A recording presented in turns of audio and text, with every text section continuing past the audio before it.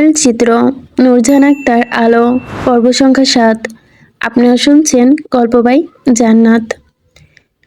ঘড়িতে রাতে একটা অদ্ভুত এক নিস্তব্ধতায় ছেয়েছে চারপাশ। কোথাও কোনো কোলাহল নেই, জনমানুষের আনাগোনা নেই, নেই ভারী কোনো শব্দ। শুধু মাথার ওপর বিশাল আকাশের বুকে একাকী চাঁদ দুটো ভরে আলো বিলাচ্ছে। তার রূপ দেখে মনে হচ্ছে চাঁদটা আজ রূপলাবণ্য মেলে জ্যোৎস্নাটুকু কুমারী সেজেছে, যার কাজ মন খুলে প্রাণ ভরে শুধু জ্যোৎস্না বিলানো। আর এই সৌন্দর্যটুকু জানালার পাশে দাঁড়িয়ে দেখছে হিমাদ্রি। তার মনে কোনো কিছু একটি চলছে। তার হাতে বর্তমানে বিদ্যমান কফির মগ, রুমের লাইট অফ, কানে ব্লুটুথ কানেক্ট করা, কথা বলছে নিচু স্বরে। পেশাগত কারণে তার রাতে ঘুমটা নিয়মিত হয় না বললেই চলে। অভ্যাসবশত নতুন কোনো জায়গায় সহজে ঘুম আসে না। তাছাড়াও জরুরি কল করার ছিল বিধায় এতক্ষণ জেগেছিল সে। হঠাৎই কথা বলতে বলতে তার নজর বিঁধল ওসমান সাহেবের দোতলা বিশিষ্ট বাড়ির দিকে। কেউ সাবধানতার সাথে দোতলার বেলকনি বেয়ে নিচে নামছে। ভালো করে দেখে বুঝলো মেয়েলি কোনো দেহবয়, পরনে ঢিলে ঢালা ঘরোয়া পোশাক, মুখ ঢাকা। এমনভাবে কেন নামছে? চোর নাকি? তবে হাইট দেখে মনে হচ্ছে না চেনা কেউ, দেখেছে কোথাও হয়তো। ততক্ষণে মেয়েটি নিচে নেমে পড়েছে, ধীরে ধীরে গেট পেরিয়ে বাইরে বেরিয়ে এসেছে, বাড়ির পেছনে পথ ধরে হাঁটতে শুরু করেছে। হিমাদ্রি দ্রুত ব্লুটুথ কানেক্টর করে পিছিয়ে নেওয়ার প্রস্তুতি নিল। কে সে? কোথায় যাচ্ছে? কেন যাচ্ছে? তার জানার দরকার। আজ জ্যোৎস্না রাত, সবকিছু স্পষ্ট দেখা যাচ্ছে বলেই সে সতর্ক হলো। মেয়েটাকে যথেষ্ট দূরত্ব রেখে আড়ালে, নিচের নজরে। মেয়েটি ধীর পায়ে হাঁটতে হাঁটতে বিশাল চরণভূমি পার হলো। পিছু ফিরে বাড়ির দিকে তাকিয়ে আবারও চলতে শুরু করলো। চলতে চলতে আচানক দৌড়াতে শুরু করলো। এবার হিমাদ্রি বিপাকে পড়লো। দৌড়াচ্ছে কেন? কারণ দৌড়াতে গেলে তো নজর রাখবে কিভাবে? তার পেছনে সেও যদি ছুটতে শুরু করে তাহলে ধরা পড়ে যাবে। খেলা তো কেবল শুরু, এখনই ধরা পড়লে হবে। মেয়েটি ততক্ষণে গভীর জঙ্গলে প্রবেশ করেছে। গাছের পাতার ফাঁক গলিয়ে সরু পথে জ্যোৎস্না ধরে হেঁটে চলেছে সে। সে আলোতেই চলতে কষ্ট হচ্ছে না। চলতে চলতে হিমাদ্রি হঠাৎ মেয়েটিকে হারিয়ে ফেললো। হন্য হয়ে খুঁজলো, কিন্তু কোথাও পেল না। কিছু দূর থেকে আবারও তাকে দেখতে পেল। সে গাছের আড়ালে নিঃশব্দে চলতে শুরু করলো। হঠাৎই পা অসাড় পড়ার শব্দে মেয়েটি স্থির হয়ে দাঁড়িয়ে গেল। দ্রুত মোটা গাছের পেছনে লুকিয়ে পড়ল। বোঝার চেষ্টা করলো বন্যপ্রাণী নাকি অন্য কেউ, কিন্তু কোনো শব্দ না পেয়ে একটু মাথা বের করে আশেপাশে তাকালো। ভাগ্যবশত তখন কাছে কোথাও একদল শেয়ার ডেকে উঠলো। তবু মেয়েটি নড়ল না। কিছুক্ষণ আড়াল থেকে তারপর আরেকবার আশপাশ দিকে বের হলো। তারপর পুনরায় হাঁটতে শুরু করলো। পথ চিনে চলার গতি। মনে হচ্ছে এ পথে যাওয়া আসা হয় তার। যতই চেনা হোক, মনে একটু ভয় ডর থাকা উচিত। অবশ্য তার সম্পর্কে এখন অবধি যতটুকু শুনেছে তাতে না থাকাটাই স্বাভাবিক। মেয়েটা জঙ্গল পেরিয়ে এবার ছোট একটি পর্বতের চূড়ায় উঠতে শুরু করেছে। এখান থেকে চাঁদ একটু বেশি সুন্দর দেখা যাচ্ছে। মেয়েটির দু পা ঝুলিয়ে বসে পড়লো। তাকে বসতে দেখে হিমাদ্রি পায়েম গাছে হেলান দিয়ে দাঁড়ালো। মেয়েটির দৃষ্টি স্থির যৌবনবর্তী চাঁদের দিকে। এবার আর চিনতে ভুল হলো না, এটা ওসমান সাহেবের একমাত্র মেয়ে মাহিনুর সিদ্দিক, যাকে গতকাল অবলা একজন নারী ভেবেছিল সে। অথচ আজ রাতের মধ্যে তার চোখের সামনে পর্বতের চূড়ার মতো উঠে বসে আছে সে, যেখানে সবারই জানা এখানকার পর্বত, গহীন জঙ্গল কতটা ভয়ঙ্কর, কতটা হিংস্র প্রাণী রয়েছে এখানে। তাকে দেখে মনে হচ্ছে না উঠার কোনো তাড়া আছে, যেন জেনে বুঝে সময় নিয়ে চন্দ্রবিলাসে এসেছে। তার মতিগতি বুঝে হিমাদ্রি মুচকি হাসলো। এবার চরিত্রগুলো তার কাছে বেশ পছন্দ হলো। এদের সঙ্গে লড়ে মজা আছে। এরা সহজে হাল ছাড়ে না, হার মানেও না। খেলতে যদি বিপক্ষ দল সহজে হার মানে তাহলে খেলায় মজা আসে না। এবারের কাজ এবারে অন্যরকম হতে যাচ্ছে, সেটা ক্ষীণক্ষণের জন্য টের পাচ্ছে। তাই সে বিড়বিড় করে বলল, বাবার সম্মুখে অবলা মাইয়া, রাতের আধারে রহস্যময়ী কায়া, ইন্টারেস্টিং, ভেরি ইন্টারেস্টিং। মাহিনুর তখন আশেপাশে তাকাতে তড়িৎ আড়ালে সরে গেল হিমাদ্রি। নিজে বসে পড়লো গাছের আড়ালে, নজর রাখলো সামনে রহস্যময়ী মেয়ের দিকে। সময় কাটলো অনেক, রাত বাড়লো। ব্রণপানির ডাক শোনা গেল ভীষণ। রাতের সঙ্গে পাল্লা দিয়ে জ্যোৎস্নার আলো যেন আরো গাঢ় হতে লাগলো। এভাবে খানিকটা বসে থেকে মাহিনুর উঠে দাঁড়ালো। যেভাবে এসেছিল ঠিক সেভাবেই নিঃশব্দে বাড়িতে প্রবেশ করলো। কেউ জানলো না, কেউ দেখলো না। তার এমন দুঃসাহসিক কাজের কথা। মাহিনুর প্রবেশের মিনিট পাঁচেক পরেই হিমাদ্রি অতিথিশালায় প্রবেশ করলো। দরজা আটকে ক্লান্ত শরীর এলিয়ে চোখ বুজে নিল। তখনও তার ঠোঁটে ফিসলে হাসি, মাথায় ঘুরছে অন্য কিছু। ঘড়ির কাঁটা তখন তিনটের ঘরে স্থির। ঘুমে চোখের পাতা ভারী হয়ে আসছে, ক্লান্ত দেহখানা বিশ্রাম চাচ্ছে। এবার ঘুমানো দরকার। মাত্র 1.5 ঘন্টা ঘুমিয়েছে বোধহয়। তখনই আজানের ধ্বনিতে ঘুম ভেঙে গেল তার। এখানে আশেপাশে মসজিদ অনেক বেশি, এজন্যই প্রতিটি আজান তার কানে এসে লাগছে যেন। সে শুয়ে শুয়ে আজান শুনলো, তারপর ধীরে সুস্থে উঠে ফ্রেশ হয়ে নিল। ঠিক তখনই তার ধারণা সঠিক প্রমাণ করে ওসমান সাহেব তার নাম ধরে ডেকে উঠলেন। নামাজের জন্য তাড়া দিলেন। অতঃপর দুজন একসঙ্গে নামাজ আদায় করলেন। আশেপাশে ঘুরে গল্প করতে করতে এসে দাঁড়ালেন খামারের সামনে। তখন সকালের আলো ফুটেছে, নতুন একদিনের সূচনা ঘটেছে। ওসমান সাহেব নিজে ঘুরে ঘুরে খামার দেখাতে লাগলেন। কোন ঘোড়া কেমন, কোন ঘোড়াটা কোন কাজ করে, বর্তমানের বাজারে কোন ঘোড়ার চাহিদা বেশি, নিজেকে নিয়ে জানালেন। হিমাদ্রি মন দিয়ে শুনল সেসব কথা। কৌতূহলবশত টুকটাক প্রশ্ন করলো, সেসব প্রশ্নের জবাব সুন্দর মতো দিলেন ওসমান সাহেব।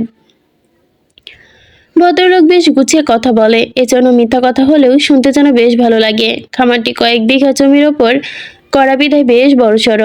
অনেক জাতের ঘোড়া রয়েছে। উন্নত জাতের ঘোড়াগুলো বিশেষভাবে রাখা। একটি ঘোড়ার রং, শরীরের গঠন নজর পড়ার মতোই। কতটা যত্ন করে রাখা তাদের সৌন্দর্য দেখে বোঝা যাচ্ছে। ওসমান সাহেব বড় মাপের ঘোড়া ব্যবসায়ী। তবে এত বড় ব্যবসা একা দেখা সম্ভব না, তাই ওনার শ্যালক ঘোড়া কেনা বেচার জন্য সাহায্য করেন।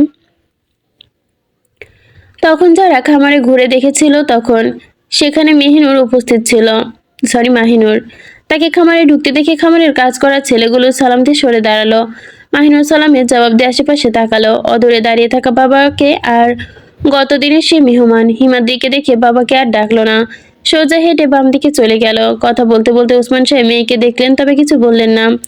এদিকে ডাকলেনও না, বরং হিমাদ্রিকে নিয়ে আরেকটু সামনের দিকে এগিয়ে গেলেন।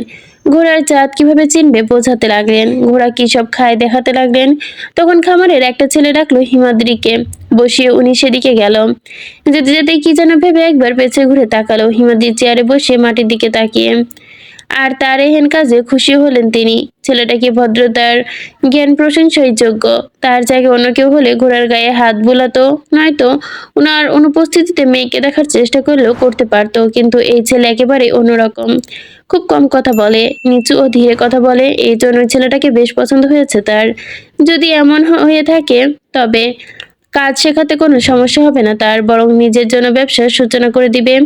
এসব ভেবে উনি নিশ্চিন্তে স্থান ত্যাগ করলেন। হিমাদ্রি মাটির দিকে তাকিয়ে কেন জানি মৃদু হাসছিল। উনি যাওয়ার পাক্কা 2 মিনিট পরে মাথা তুলল। তড়িৎ বাজ পাখির মতো ক্ষীণ দৃষ্টিতে ডান দিকে ছুড়ল দৃষ্টি। সেখানে বসে মাহিনুরকে দেখতে পাচ্ছে মেয়ে। এ নিয়ে 3বার মেয়েটাকে দেখলো। 3বারই মুখ ঢাকা বিধায় চেহারা দেখতে পেল না। মাহিনুর দাঁড়িয়ে ঘোড়ার আস্তাবলের সামনে হাত ঘুরিয়ে দিচ্ছে ধবধবের সাথে একটি ঘোড়ার মাথায়। ঘোড়াটি নাম সম্ভবত হীরা, তবে প্রতিদিনের তুলনায় হীরা আজ একটু বেশি গম্ভীর। মাহিনুর পিঠে হাত বুলাতে বুলাতে কিছু বলছে বোধহয়। তা হীরা নড়ছে না, বরং মুখ ধরেছে কেমন মুখ অন্যদিকে ঘুরিয়ে নিচ্ছে।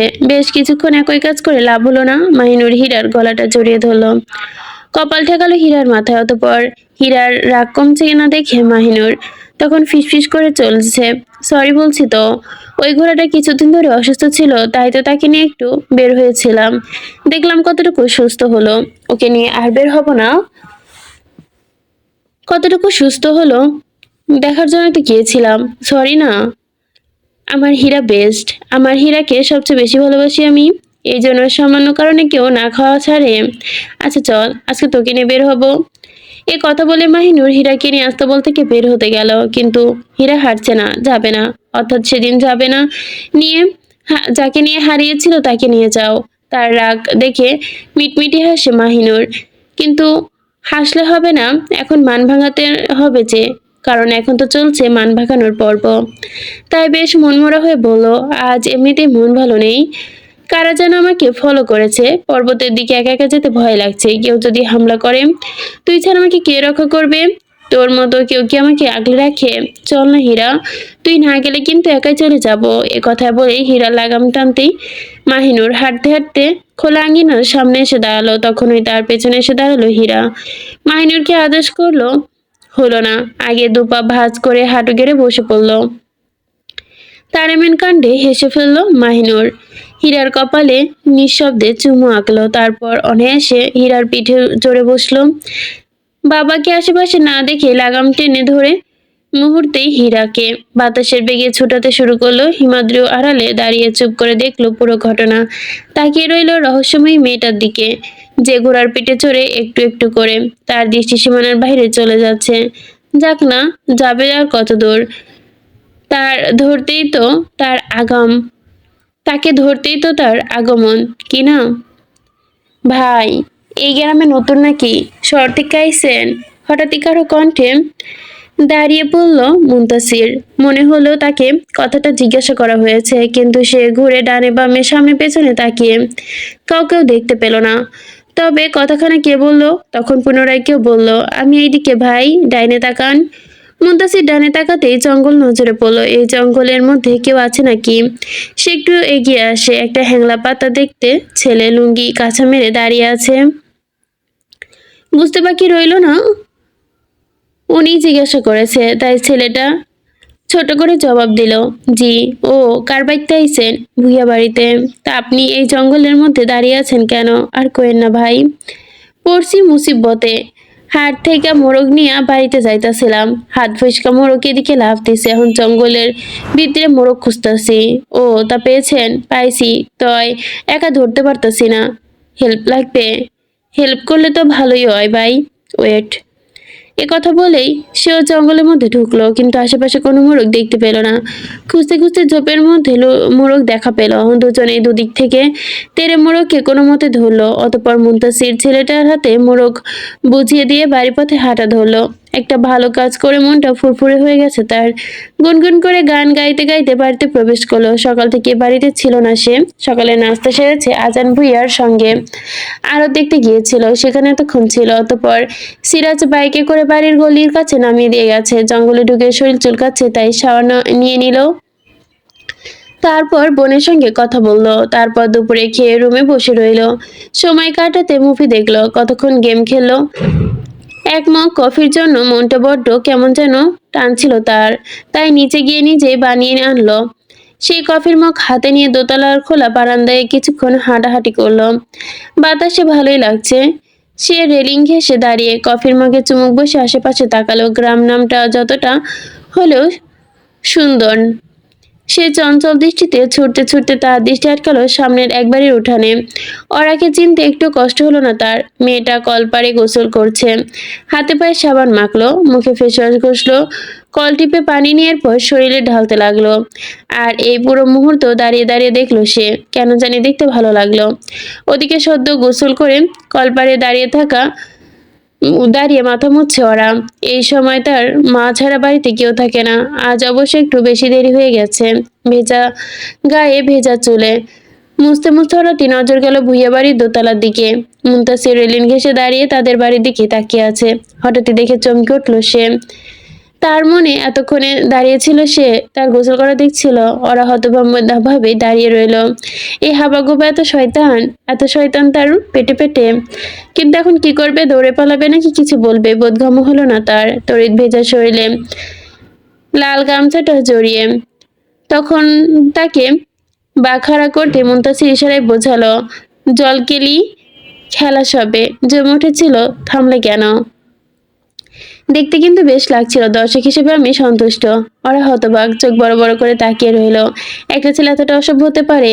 সে আর দাঁড়ালো না, দৌড়ে নিজের রুমের দিকে ছুট শুরু করলো। তাকে লজ্জা পেতে দেখে হু করে হেসে উঠল মুনতাসির। ভীষণ মজাও পেল সে। তখন নিচে চেঁচামেচির শব্দ শোনা গেল। সেদিকে তাকালো। ওরার মা তখন থেকে কিছু খুঁজে বেড়াচ্ছে, বাড়ি বাড়ি জিজ্ঞাসা করে বেড়াচ্ছে, কিন্তু দেখতে পাচ্ছে না। ভুইয়া বাড়িতে খুঁজতে এলেন, তখন কথা শুনে বোঝা গেল ওনার বড় মোরগটা খুঁজে পাচ্ছে না। দুপুরের দিকে এদিকে ইসমাইলকে দেখা গেল। সে গাঞ্জাখোর, বাড়ি বাড়ি জিনিস চুরি করে গাঞ্জা খায়। ওনার মোরগটা ধরে নিয়ে গেল নাকি কে জানে। কত শখ করে পুষেছিল, অথচ চোরের পেটে গেলে বোধ হয়। মরিয়ম বেগম ওপর থেকেই সব কথা শুনে মুনতাসির ড্যাব ড্যাব করে তাকিয়ে রইল। গলা খাকারি দিয়ে এদিক ওদিক তাকালো। তার মানে ওই হ্যাংলা পাতলা ছেলেটা মোরগ চুরি করতে এসেছিল, আর সে চোরের হাতে গিয়ে কিনা মোড়ক তুলে দিয়েছে।